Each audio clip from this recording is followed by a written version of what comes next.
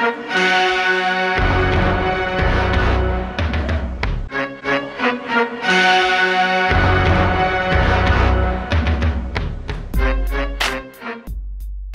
going on, fantasy football fans? I'm your host, Hussein the Brain, and you're watching The Couch. Welcome to my Week 4 daily fantasy football picks. For each one of these videos, I start off by revealing a general tip, some strategies on how to play daily, and then I jump right into my picks for the week. For this video, I'm going to start off by talking about the amount of points you should target. Now remember, there's a huge difference between cash games and GPPs, tournaments. GPP stands for Guaranteed Prize Pools.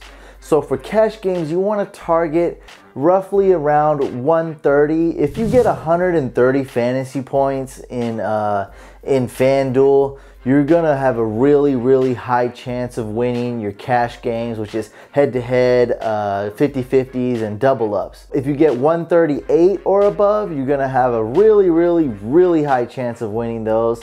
And for GPPs, which is a huge difference, but you only need about 10 more fantasy points to win those. You want to target about around 140 to 148 fantasy points. So the only difference is really 10 fantasy points, but it goes to show you that that 10 means quite a bit. Now these numbers aren't exact, it just gives you a good idea of what you need to target to win. You know how we do it on this video, we like to pick our kickers and defense first. That way we have a better realistic idea of what our remaining salary cap is going to be. So for defenses, I really like the Seahawks. The Cardinals are a decent defense. I like the Panthers a lot. The Eagles are a good pick. They're pretty cheap. My favorite defense, my absolute favorite defense this week is the Broncos. They're priced right. They're the best defense in fantasy. They have a good matchup.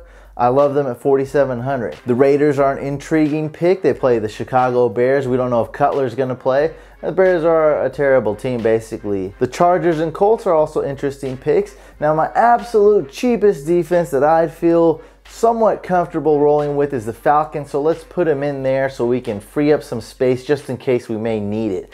Then if we have enough money, then we can buy up more expensive kickers and defenses. Now for kickers, there's a ton of options. I'm just going to name one, Zach Hawker, the Saints kicker. We're going to pick him. He's at a minimum price, $4,500, so we'll pick him and just move on. For cash game quarterbacks, I really like Tyrod Taylor. Cam Newton is also another alternate option you can go with. His price doesn't stand out too much for me. Now, I'm thinking my absolute favorite quarterback this week is going to be Aaron Rodgers for cash games. Highest priced quarterback, very expensive. But we're going to save money in other areas, so I think he's going to be worth it.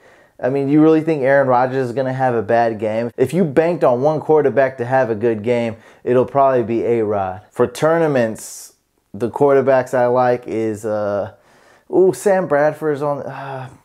Sam Bradford, that game could be very windy, so I don't know if that's a great play, but I mean, he's there. He's an option. Also, Derek Carr. I like that play. A lot of upside there. And Blake Bortles, if you want to take a huge risk. Now, my absolute favorite quarterback for tournament plays is Colin Kaepernick. He has a good matchup. He can get over 70, maybe over 90 rushing yards this game.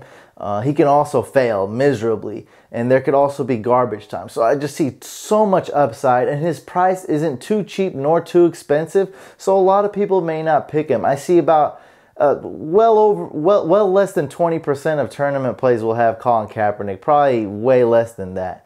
So I like him as my favorite tournament play at quarterback. For running backs, you got several options, but I have my two favorites for cash games.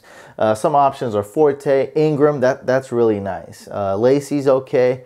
I really like Latavius Murray. He's priced right, $7,500 going against the Bears. You can't really beat that. Frank Gore is a great option. Make sure you keep tabs on Devontae Freeman. Chris Ivory is a really good option too. He put up a stinker last week, so a little bit of risk there. You got to be a little bit wary, especially when you put in a lot of cash in these games. Keep tabs on Doug Martin's injury, because you also have Charles Sims right there that you can pick. He's really cheap. Alfred Blue's another option, so keep tabs on Foster's injury. Now, I'm going in order of running backs that are most expensive to least expensive. Now, Carlos Williams, this guy is going to be great value. Probably the best value quarterback you can pick. this week. LaShawn McCoy is surely out. We'll be able to tell if he's really out, but we're expecting him to be out for week 4. So Carlos Williams, you really can't beat that value. Now, other options, more for tournament plays, is Thomas Rawls, the rookie running back on the Seahawks. If Lynch is out, this is going to be a good play for you. He's priced at $6,000. Lance Dunbar, now that's a straight up tournament play. Some other options are CJ Anderson, DeMarco Murray, Carlos Hyde, Jonathan Stewart, who has an injury, but he plays in the early game Sunday. Another guy I really like, running back for tournament games, is Darren Sproles. I love this pick for a tournament play. He's on special teams. He catches a ton of passes. He's a really good player on the Eagles. Matt Jones, Chris Thompson. Chris Thompson's a straight up punt. Punt meaning that he's really cheap. Amir Abdullah, that's a super high risk going against a terrible matchup. And probably the highest risk running back in a tournament you want to pick would be Reggie Bush. I don't know if I want to put real money on Reggie Bush, but I mean, if you play for free, you can stick Reggie Bush in there as a tournament play. For wide receivers, I really like Randall Cobb, 8,200. I really like DeAndre Hopkins at 7,900. Some other options are T.Y. Hilton, Larry Fitzgerald, Jordan Matthews. I probably won't pick him in any of my lineups, but he's another option. Same with Jeremy Maclin.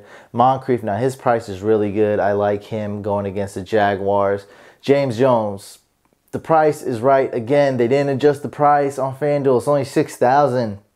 You got to have him in some of your lineups. I mean, if you have, let's say, 10 lineups on FanDuel, you got to have him at least 2, I think, with that price. Crabtree, also a great price. He gets a ton of targets on the Raiders. He's only 5,800. Ted Ginn Jr., I don't know how much Cam Newton is going to be airing the ball out, but Ted Ginn Jr. is only 5,500.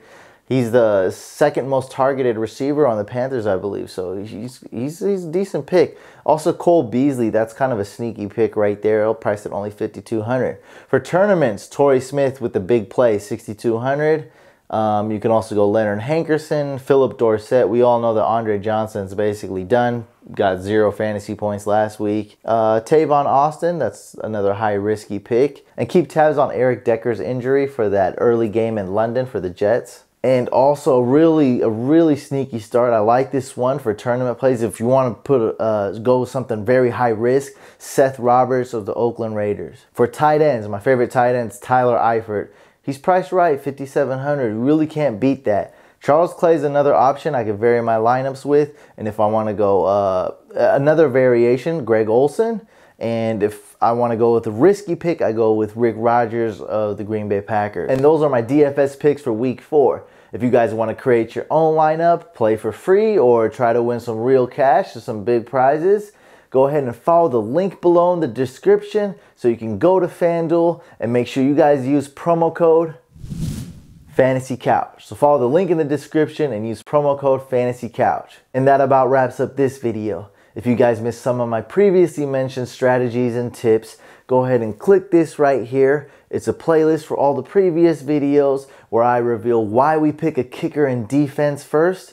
I also reveal how to hedge your lineups and so much more. So watch that. Also, make sure you guys subscribe to the YouTube channel. We come out with DFS videos every week. And of course, the waiver wire for you season-long traditional league players. I'll see you guys on the next one.